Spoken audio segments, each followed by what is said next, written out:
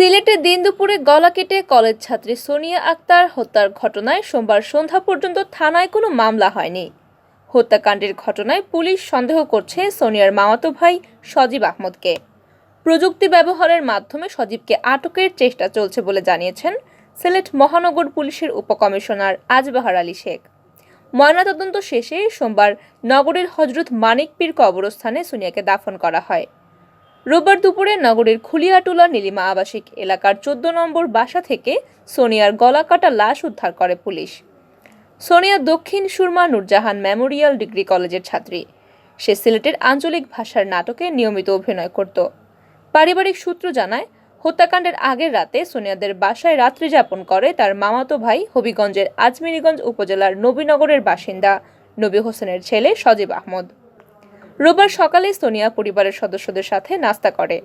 এরপর পরিবারের অন্য সদস্যরা সোনিয়ার সৎ বাবা সেলিম মিয়াকে দেখতে হাসপাতালে চলে যান। এর কিছুক্ষণ পর সজীবও বাসা থেকে বের হয়ে যায়। দুপুর ১২টার দিকে সারা শব্দ না পেয়ে সোনিয়ার ভাবি তাকে ডাকতে যান। রুমে ঢুকে তিনি সোনিয়ার রক্তাক্ত লাশ পড়ে থাকতে দেখেন। পরে পুলিশ গিয়ে গলাকাটা লাশ উদ্ধার করে এবং রুমের ভেতর থেকে কাপড় কাটার একটি রক্তমাখা কাঁচি জব্দ করে। সোনিয়ার পরিবারের দাবি, এই হত্যাকাণ্ডের সাথে সজীব জড়িত থাকতে পারে।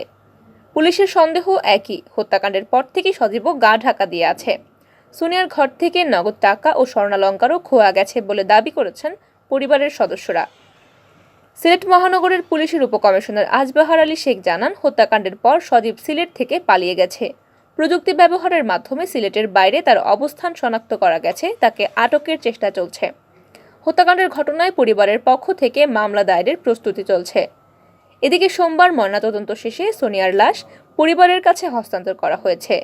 জানাজা শেষে তাকে হজরত মানিক পীর কবরস্থানে দাফন করা হয়েছে।